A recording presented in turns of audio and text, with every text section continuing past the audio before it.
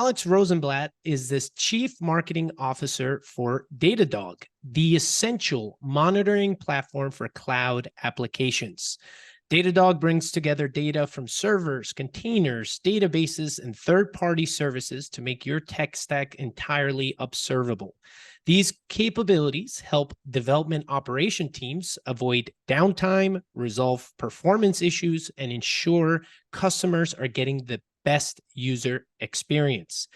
Prior to Datadog, Alex served as a product marketer for Dell's cloud and virtualization product family via an acquisition of vKernel, which that was a company that you were a part of, bringing virtualization management and cloud monitoring software products to market. Alex has several years of experience with enterprise software and related technologies through product management, IT consulting, and pre-sales engineering with Symantec via the acquisition of SwapDrive and Epic Systems Corp. Alex holds a BS in Commerce, specializing in IT from the University of Virginia, and an MBA from the renowned MIT Sloan School of Management. So there's a lot to unpack in very little time. Thank you, Alex. Welcome. Thanks. Good to have me. All right. Sorry. Good to have you. I like your confidence. It's good to have me. It's early in the morning, not enough coffee. No worries. So I asked you this already, but it seems for the audience here, you're speaking from NYC. Is that correct? Midtown Manhattan, right below Times Square. Awesome. And that's because Datadog's is their headquarters there, or? Yeah. No, it was an interesting moment actually when the company was founded. There was a big push right after the financial crisis of 2008 to build a big entrepreneurial ecosystem in New York. And something that Mayor Bloomberg did back then, now like almost, I guess, like 15 years ago or something, is that he took a lot of the foreclosed office space that a lot of these boutique finance firms that had gone out of business had vacated, and he gave them to startups at very low rates. And he did a lot of other things to try to get startups to take root inside of New York. And I think it did pretty well until the pandemic. And, when everyone was kind of going back to, or was forced to, work from home, with all the lockdowns, I think a lot of entrepreneurs thought, if I'm working from the small, inside of a small apartment, and like the big benefit of New York, which is being able to just, meet up with 10 people in 10 different spots, during the working day, like that's not happening anymore. Why am I in a place that's so expensive in such a small apartment? So I do think, unfortunately, the pandemic unwound that that vision that Mayor Bloomberg had for making New York an entrepreneurial hub to rival San Francisco. But when Datadog got started in 2012, actually the product started to be getting worked on in 2010. It was very much like in the middle of this very exciting time in New York for entrepreneurs. I love that. I remember that. I was in New York during that time, and I was a big supporter of Mayor Bloomberg and a ton of the stuff that he was doing, and getting a ton of pushback for at that time. And now it's funny, we're getting old, man. With years, as years pass, you hear New Yorkers that were like, well, I was against it then, and now it's like it completely changed the city for the better. And he did a number of initiatives in the tech space. You're right. That's really cool. I didn't know that one in particular, but like the office spaces and doing all that. That's cool that Datadog was part of that history. Okay, so let's do a refresher here on what is Datadog and who are its customers and what problem is it solving for them? Yeah, very basically, Datadog is is a SaaS application that makes sure that other web applications are running well. So, almost everything that we use, whether it is being accessed from your phone or from a computer, is basically running on the internet. And it's running on a bunch of very neat new technologies that are just revolutionary if you grew up in a time when older technologies were being used. And the nice thing about these new technologies is that it makes huge amounts of web traffic. Like if you get posted on Reddit and all of a sudden there's a huge flood of people from your site, the backend technologies will automatically recognize that there's more demand for your website and will scale up so that it can accommodate it. The downside of that amazing flexibility is that it makes applications really complicated. Mm. And the thing is that that complication makes it also very hard to troubleshoot when there's an issue, and makes it so that there's a lot of places where issues might happen. So what Datadog does is it's able to take in data from all sorts of sources. We now have about, I think, 24 products, and they're all looking at different areas of an application, including security. And everything is unified on a single platform. So if we find a problem in some, nook and cranny of an application where you didn't even think anything could happen, we'll say, hey, look over there. There's a problem right there. And that basically, the more of our products that you use, one platform, we've also made it very easy. Basically, the UI is almost like LinkedIn or Facebook, but for your tech stack and application. So it takes somebody probably about 5 minutes to learn how to use Datadog. So they're immediately up and running and able to find issues basically anywhere in their application that they've set up a products for. You started today 10 plus years ago with Datadog. Congratulations, by the way. And as his first go-to-market employee, when there were 10 or so employees, I don't know at that time how many there were, but more or less, I'm seeing you now. So more or less, it was a small team. I was employee 11. You're employee 11. Yeah, and the first non-engineering hire, although I had an engineering background. Wow, I love that. I'm sure you experience diverse challenges across varying growth stages of Datadog. There's nothing more special than being part of something from that early on, and the amount of experience that you go through really quickly, as a company continues to grow. It's so valuable, and very few people have that opportunity. And so I'm very excited to be able to have you here. And I want to delve into that. I would love to go down memory lane and learn a little bit about the different inflection points in your journey, right? So when it was a 10 plus person company, right? You just came in, you're the 11th person. What was this specifically for marketing, or it was something else? Yeah, no, I came in for marketing. Got it. So what were your marketing priorities when you came in? Number one, and still number one today, and has been number one throughout the entire 10 plus years, lead generation. Getting interested parties that need or that have the problems that our product can solve into, basically showing them the front door so that we can have a conversation with them. And we've done that. We now do that through a variety of methods. But back in the day, 10 years ago, it was just me. And my time was limited, so I had to be very tactical as to what I put, forth. Were you going after the same customers back then than you were now? Now I take it it's a lot of enterprise. I saw, so was it the same customers back then, or was it different size? It's very much a different size. I mean, 10, 11, 12 years ago, the big cloud player that's still a big cloud player now, Amazon Web Services, I mean, they were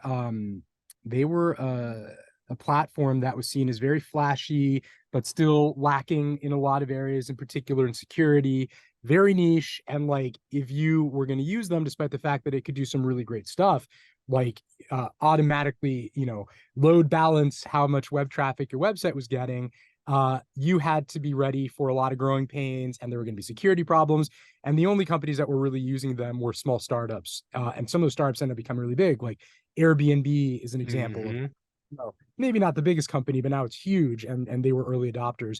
The poster child at the time was Netflix, and Netflix was the first company that said, we're going to run a huge amount of traffic on AWS, because they're the only platform that, if it's like a Saturday night and there's a blizzard across, the United States, and everybody wants to watch a movie, that we can scale up, at the drop of a hat.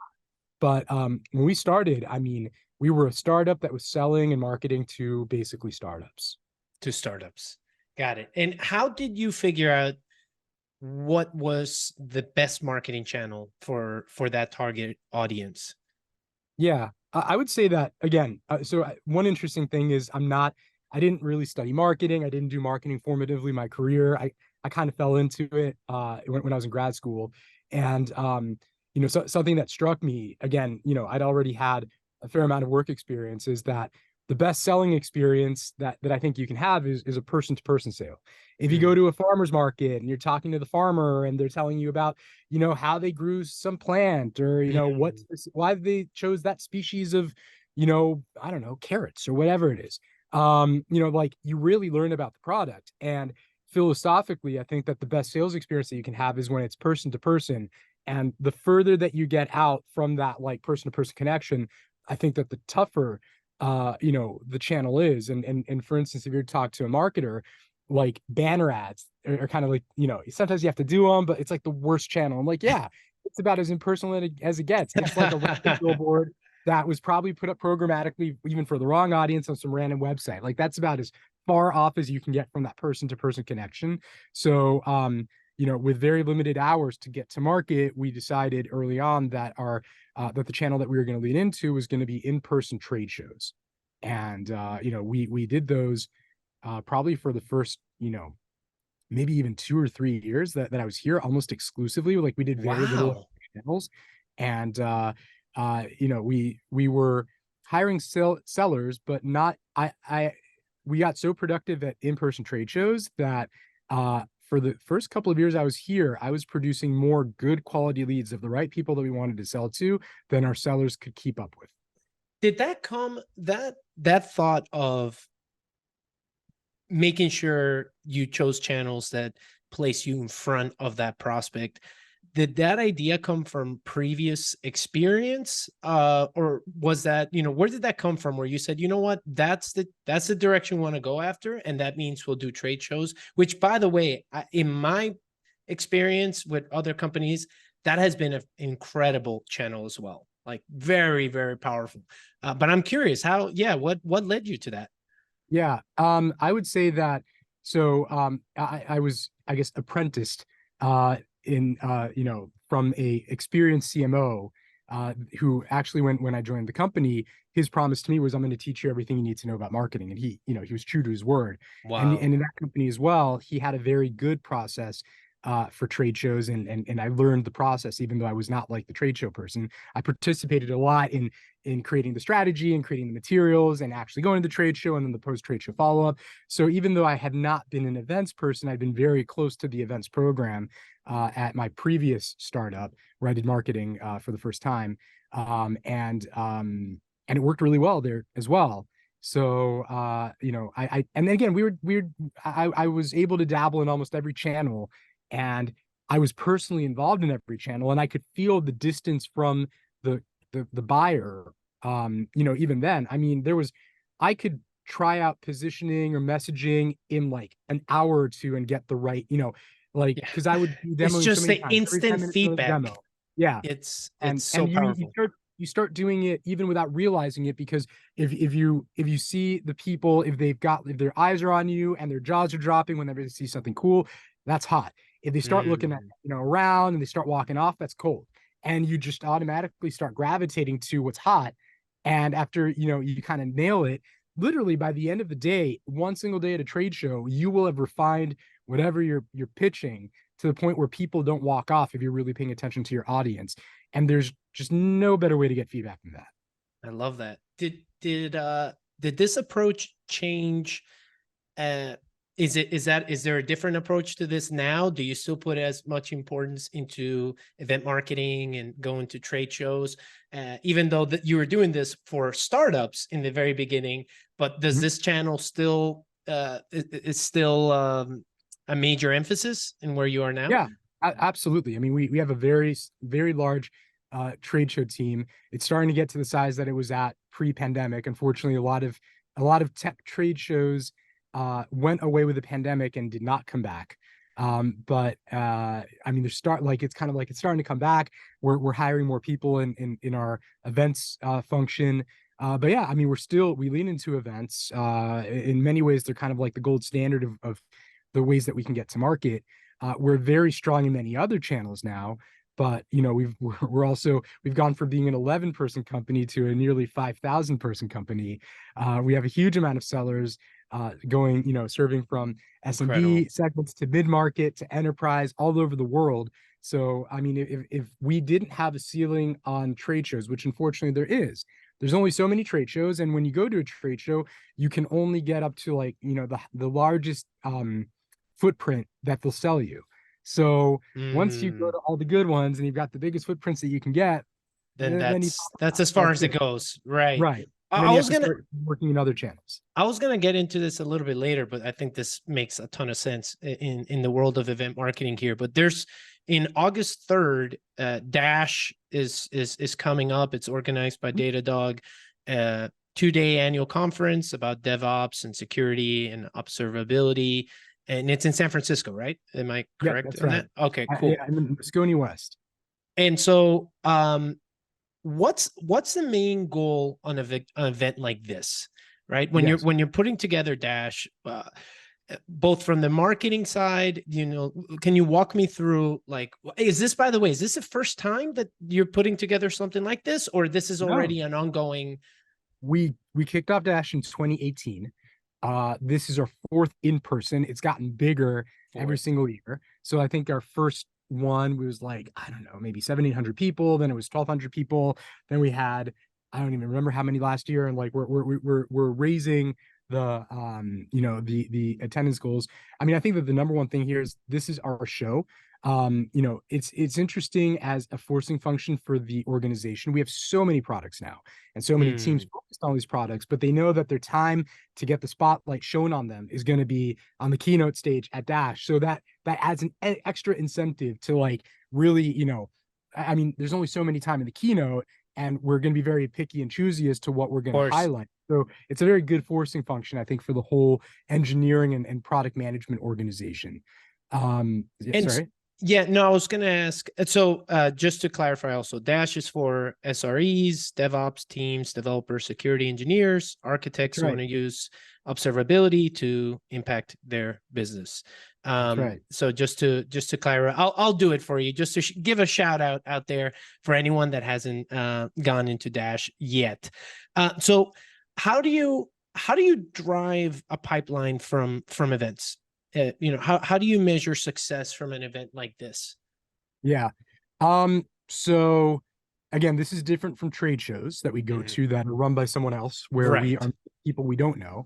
This is our own trade show, which is great. And I would love to cover both, actually, what we're doing now. But like, I love to get your take on this, which is kind of like your own, right? Like, this is your own thing, and then from when you're attending someone else's. Right. So, I mean, there will obviously be some people that don't know us. They're like, oh, there's some great content here and I want to learn more about this. And those will be people that are brand new to us and our product. And, you know, we've tried really hard to make it an educational event. Sure, you know, it's our product. It's our company. Like there's gonna be a lot of Datadog stuff. And of course, the keynote is going to be about our new development. And we're going to have a huge booth there because we're going to have a lot of customers there that are going to want to meet with our product managers and our company's leadership. But by the same token, there is a lot of, you know, some company had a big challenge and here's how they solved the challenge. Datadog was a part of the solution, but it wasn't the whole solution. So there's a lot of talks and use cases or case studies that a lot of very large companies are going to be presenting about how they solve certain problems. So if you're just an engineer that's working on this kind of technology, there's going to be a lot of really, really interesting stuff for you. I do think that many people at the show are going to be Datadog customers, and they are users that are really heavily invested. They're solving a lot of problems or making their lives easier by using Datadog. And there's going to be they're going to be there to learn. We're going to have certifications. We've started up a certification program to prove that you're a power user of our products. There's going to be a lot of long form workshops where you're like, okay, here's a new product that I kind of kick the tires for. It's really helpful, but I want to learn it from A to Z. Okay, great. Sit down in a 3 to 4 hour, high touch workshop, and we're going to walk you through this whole product so you're an expert in it by the end of it. There's a lot of really good things that are hard to do through any other means that are not, in person with the person in front of you to teach them. And that's what we're really trying to maximize through the show. And in terms of, how do you quantify success? These are our people for the most part. Did they go to the events? Did they sit through them? Did they find them engaging? Did they learn things? We definitely have a lot of statistics on who went to what thing. And I'm pretty sure that we do some surveys afterwards to know, like, hey, did you actually find this session helpful? Aside from that, we've got a lot of newer products, and we're going to be debuting potentially even more products at the keynote. I actually don't even know what's in the keynote. And people raising their hands and saying, wow, that looks really interesting. It could help me. Can you show me, after the show, can you sit down and walk me through this new product? That's going to definitely be a big success metric for us. When you're doing your own, hosting your own event, was there an impetus to this? Was there a certain question you asked yourself that said, okay, now it's the right moment for it? And what led you to say in 2018, like, okay, this is right. Does this only make sense for, when a company is, 5,000 plus employees, you have, thousands of customers, or like, how does this make sense? If for anyone thinking out there, when is the right time, or when is the right size? Are there certain questions they should ask themselves? I mean, I can tell you how we came to the determination. And it was not something that we wanted to do at first. Something that I think is very much in our company's DNA is we're pretty humble. Our co-founders don't like to talk about themselves. They're going to want to talk about the company. We're very understated by the most part. I mean, we didn't even have a full-on comms function for the first couple of years I was there. I mean, I would personally opportunistically send, some FYIs to some journalists about some cool new thing we were putting out in case they wanted to cover it. But like it was not something that we were really focusing on. Like we let the product do the talking, and if you were trying the product out, that's all that we really cared about, rather than like buzz, from stuff. What we did start to do, because we did feel the need to meet more of our customers in person, is that we started to do smaller regional summits. And this was like 1 to 300 people, pick a city, and set up like very much like a mini dash of what we're doing now. There'd be like some sort of keynote where we would release something interesting, and we'd have like our own like very small booth, like a couple of tabletops. And there'd be sessions from local customers to wherever the summit was happening. And what ended up happening was we started to get people coming in from further distances than we would have imagined, based on the city where we were hosting. We thought it was just going to be like a local thing. And then all of a sudden you get people coming in from like a pretty long drive, like, several hours drive. You're like, okay. And we realized that there was definitely a pent up demand in the customer base to be able to get more in-person engagement. And then the other thing that happened was customers that found out, wait a minute, this thing happened in London. I'm in, Rome. Why didn't you come to Rome? Hey, or like we did it in, in New York. Hey, I'm in San Francisco. New York's really far away. I wanted to meet with you all. So it really started to say, okay, people are coming in from really far.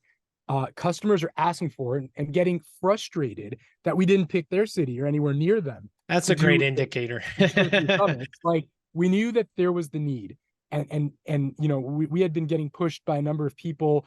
The most common refrain I think I've heard in my career, because we have not focused on comms as much as we focused on other things like lead generation from our go-to-market efforts, is you guys are the biggest, or you guys are the most successful, or you guys are the like insert adjective company I have never heard of. And so, kind of through that same kind of ethos or focus, like that's what I think really held us off.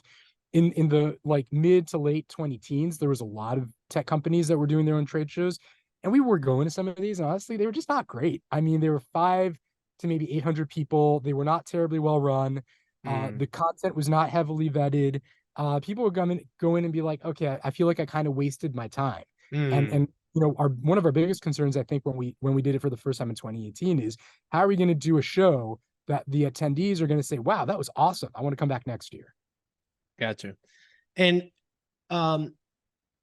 when it comes to, and then we'll stop on the event marketing side, but I am very interested, and I know that there are many founders out there that are in a certain phase where they're trying different channels. Event marketing is definitely a big one.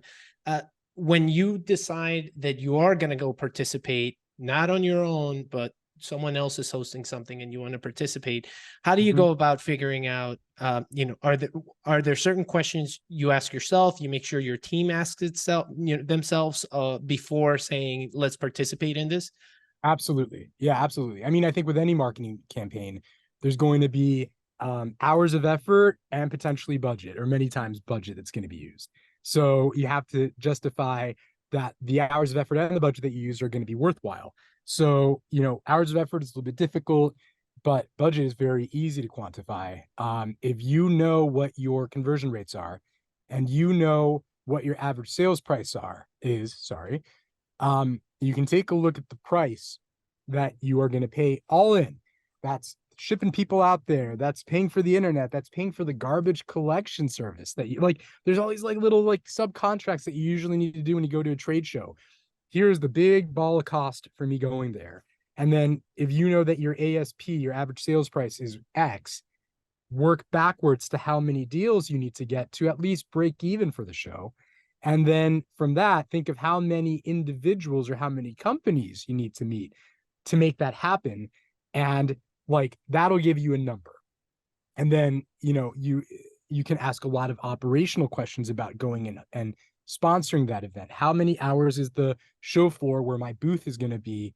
How long is it going to be open? How many people are going to be there? Is there going to be good foot traffic? Like, trade show organizers, some of them do a great job. Like snacks and coffee and meals are all going to be interspersed amongst the booths. That there's going to be like foot traffic multiple times a day, and you're going to be able to talk to these people. And we do turn down trade shows when we make some assumptions of how many people are going to be there, how many hours the show floor is going to be open, how many hours it's going to be busy, how many people we think we'd get in the booth per hour during both low times and busy times. And if we're not going to hit that number of people we need to meet to go through the whole pipeline and end up at our average sales price to at a minimum break even from the show, we determine that it's not a show that we should go and sponsor. Are there shows where even if it's break even, you've decided to go after because there's another variable to it that adds into the equation, whether it's awareness or is there something else that makes it a reality for you? Say, as long as we break even, we'll be down to go here and show the company. Yeah.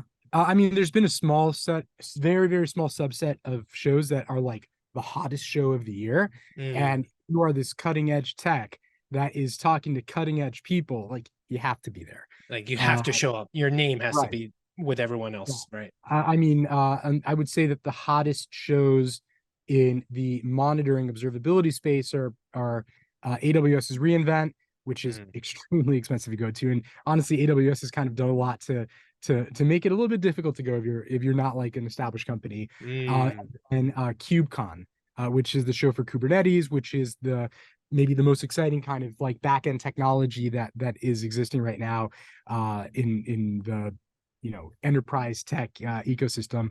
On the security side, and we also go to security shows, it would be RSA and Black Hat. And like, again, those are maybe even like not even a handful of shows between two markets.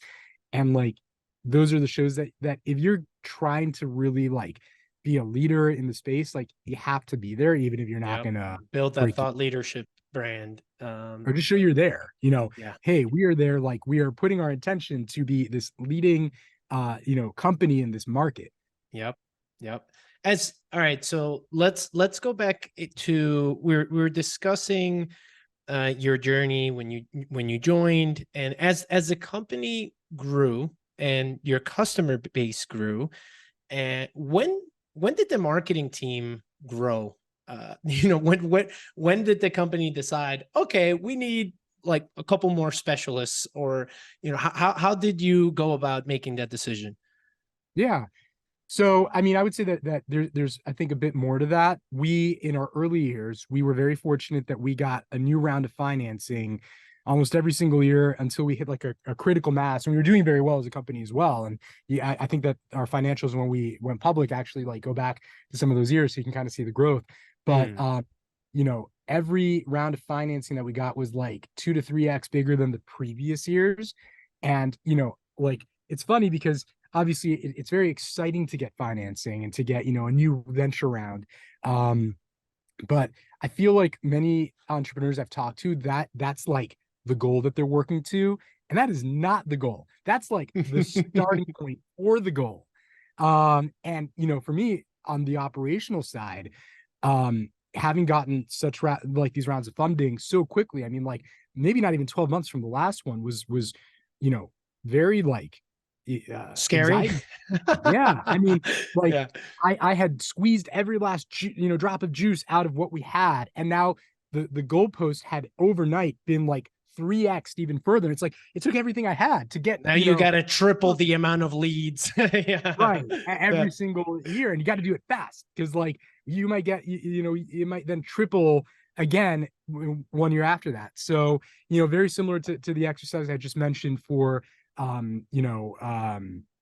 trade shows, and it turns into a little bit more of an art. It's like, okay, if by in 12 months we want to be at this 3x larger like volume of inbound business, you work backwards. How can we get there? Okay, well, here are some things where we didn't hit the ceiling. That's very easy. Amp up the spend and hire in more people to manage that thing. But then you hit a ceiling, and like we kept on taking the gaps, and then there I think the thing about marketing at the end of the day is that everything is finite.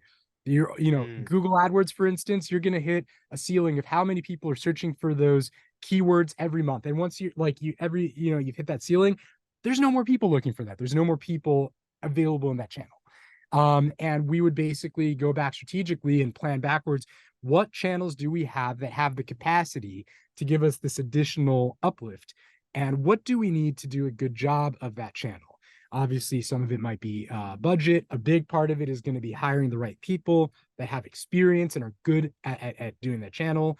And then the thing that, becomes very hard to think about is like, okay, if you get more campaigning people or field marketing people, there's a whole, kind of like the way the duck that's swimming around looks really like calm, but like its feet are going crazy. Right. Then there's like marketing ops people and branding people, and like there's a lot website building people. There's all these additional teams that are supporting those campaigning go-to-market functions that also need to grow.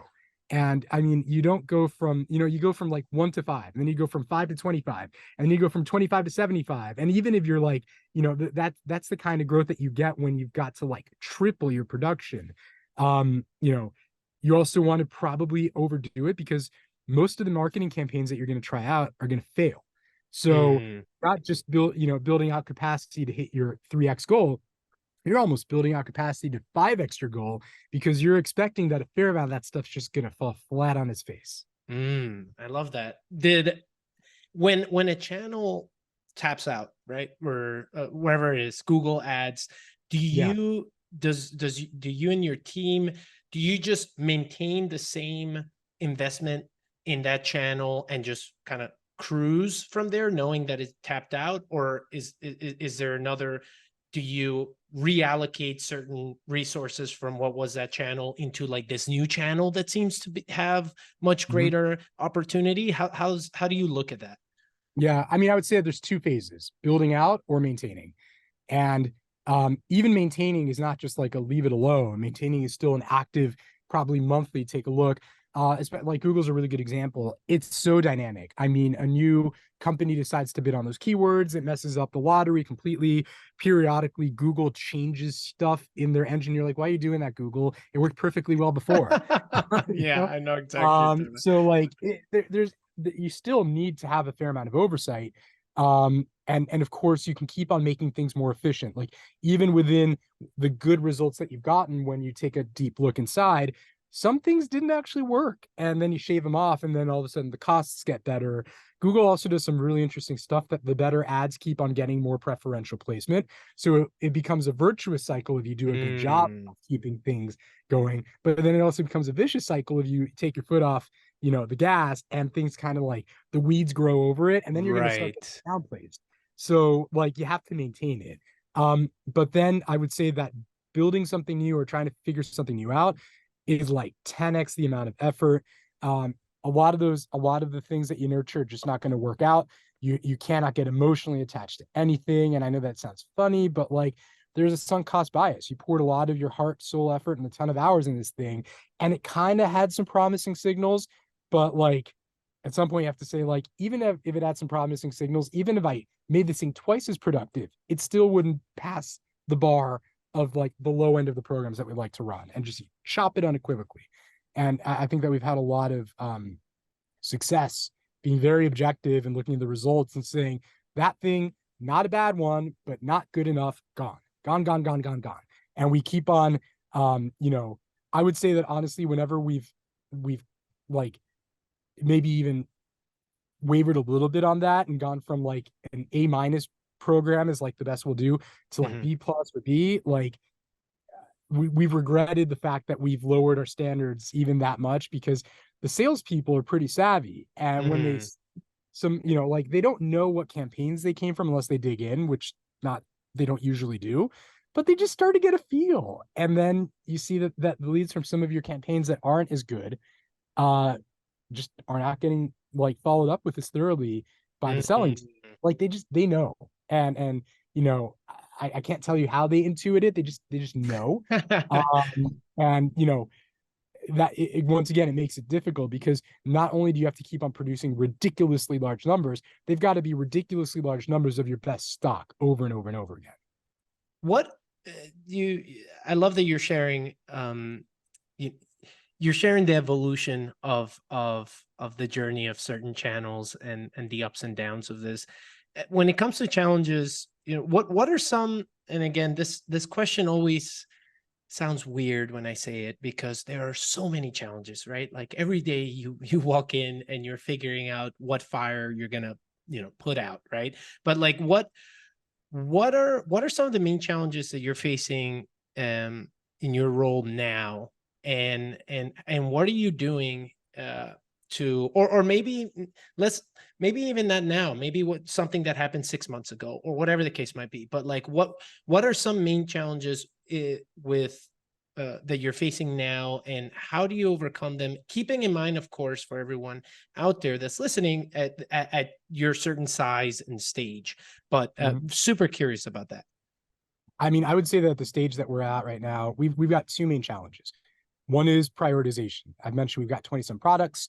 We're putting out new products at a crazy pace, and that's something that our engineering and product teams done a really, really good job on.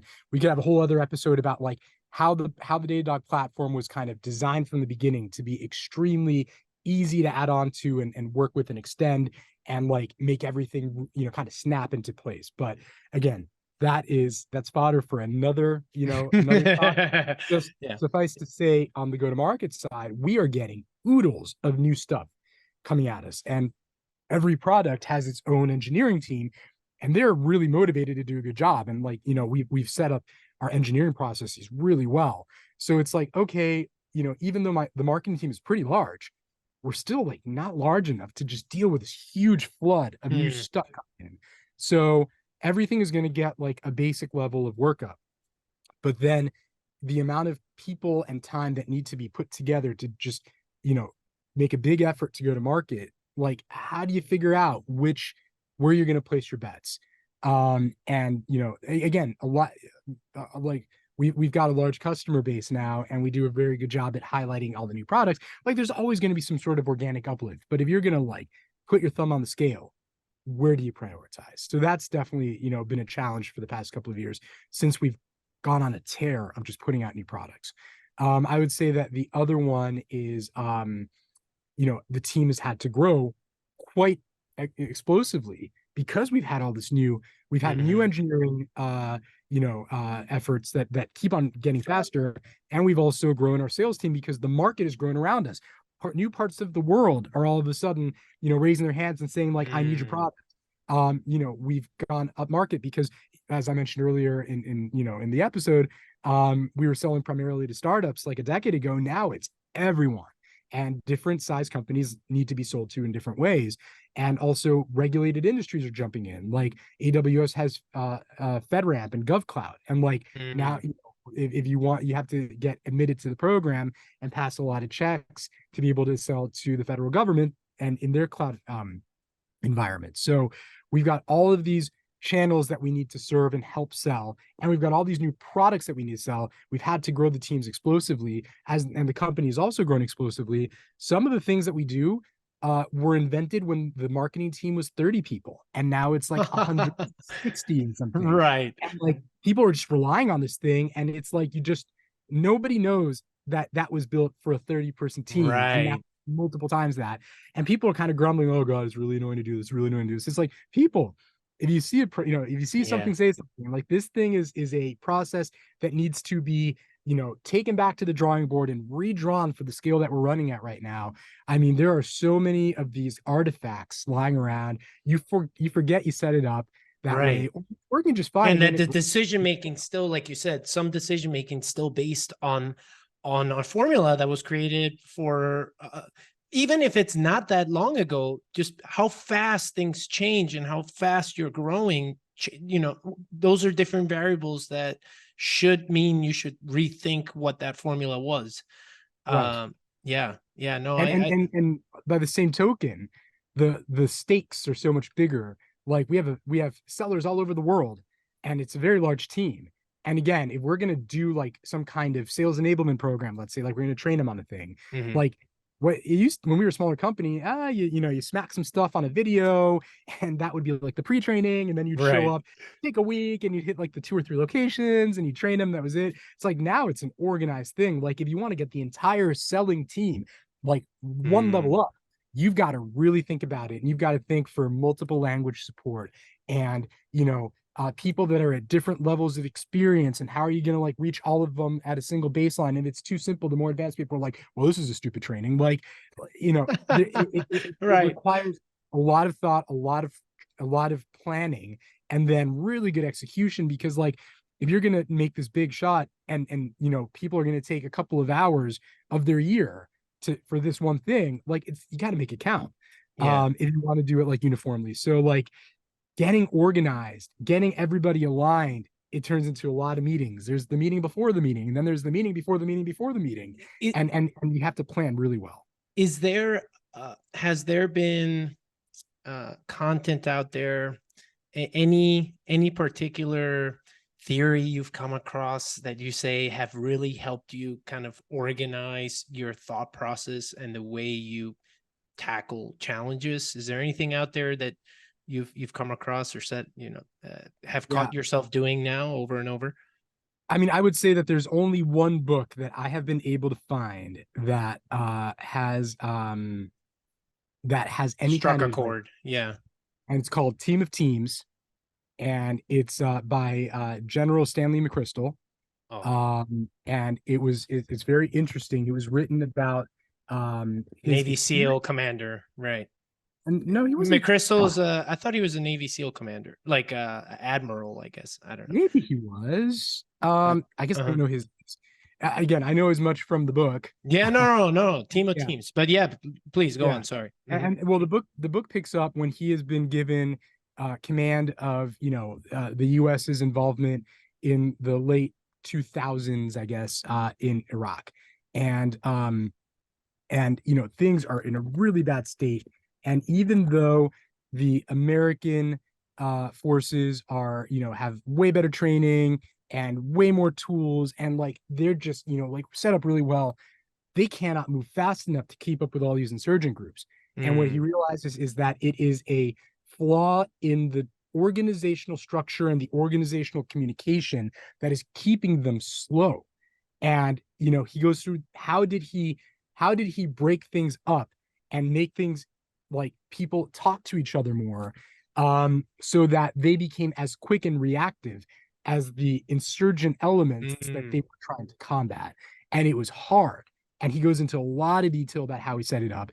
And you know, I think it really dives into a big hiring philosophy that I've had, which is we hire smart people, and we expect them to think. And you know, it's not enough to be given a process and have someone just kind of mindlessly go through it.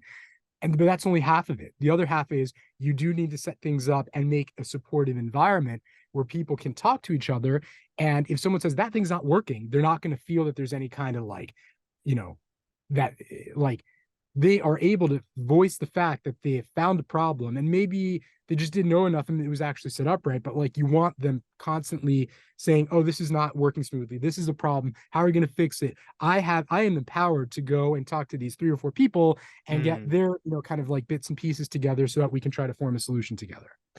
Did I'm curious, jumping a little into pricing, and I know we're coming up on time here. I'm aware of it, but for pricing, is that so? You mentioned that you have 20 plus different, solutions and customers across a set of ranges, right? From small, mid-size, enterprise.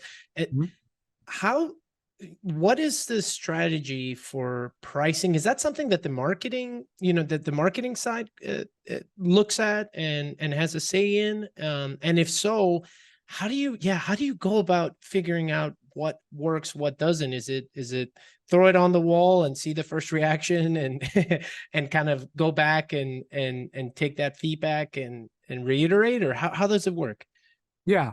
Luckily for us, we've made it a product function because pricing is a very complicated topic that takes up a huge amount of time. We've really set up the company in a way that the go-to-market function, marketing, we're just running and trying to find people to like, turn into customers. Like that's kind of our big mandate. Just bring in people that are the right people and that are looking for a solution like what you have at that moment. What I would say about pricing in general, and that we do as a company think very long and hard about, is where is the value? And Mm, I think that's really important. I can give a couple of examples. One example, for instance, is in our logging product. I'll give a 10-second, spiel on logs. Logs are just kind of like notes that get written down by infrastructure and applications about what they're doing at that moment. They're very detailed, but because there's all these details, whenever there's a problem, if you sift through the logs and you pull out the log that said, I did this, they're like, oh, that's the mistake. That's where things went wrong. So it's a very valuable piece of data to work with, but it's this mountain of data because every stupid little thing that a server or a database or an application does gets notated, and it's very hard to mm, sift through to find the needle in a haystack. Once you find the needle, it's very helpful. Many of the existing logging products price by volume. So the best example that I can give is like when you are, if you are like a, kind of gold rush person that's there sifting through the dirt, the many other products price on the shovel full of dirt, but most of that dirt's useless. Like you care about the few gold nuggets that you're going to find. We were able to change our pricing to have a very small amount of, kind of like basically to cover costs to shovel in the dirt. But then we separated out the few kind of gold nuggets. You're going to pay for those gold nuggets. You're not going to. mm. You're going to pay a very small amount for the shovel full of dirt, just because like there's some cost to us to deal with it. But like we separated the ingestion and the indexing, Mm. and that's been a revolutionary pricing, and it's made it so that organizations can analyze logs like crazy. And with previous solutions, they had to pick and choose what areas were valuable enough for them to get this kind of insight into. That makes a ton of sense. So charging based on the result, in essence, But on where the value is, the value to where the the organization value is. was in these areas that essentially were the equivalent of gold nuggets. It's not in the shovelfuls of dirt you got to throw All in the there. other stuff, right? Right. And it's very easy to charge on the shovel full of dirt. It's a very, kind of uniform Yes, thing. But yes. like that's not where the volume is. And then it made it restrictive to a company to, send these shovelfuls that were actually, might have had some nuggets of gold in them. When it comes towards now in the future, what are technologies you believe are already shaping the marketing landscape, and are there certain technologies that will be beneficial you're already thinking about or already implementing within the company? Well, I think that might be a leading question for what's kind of like been the rage for the last couple of months. I will say, generative AI, maybe in a couple of years, is going to be awesome. We've tried it in a variety of functions. Mhm. It doesn't work well. I mean, I would say the one strength that it has is in summarizing like large, unwieldy pieces of text.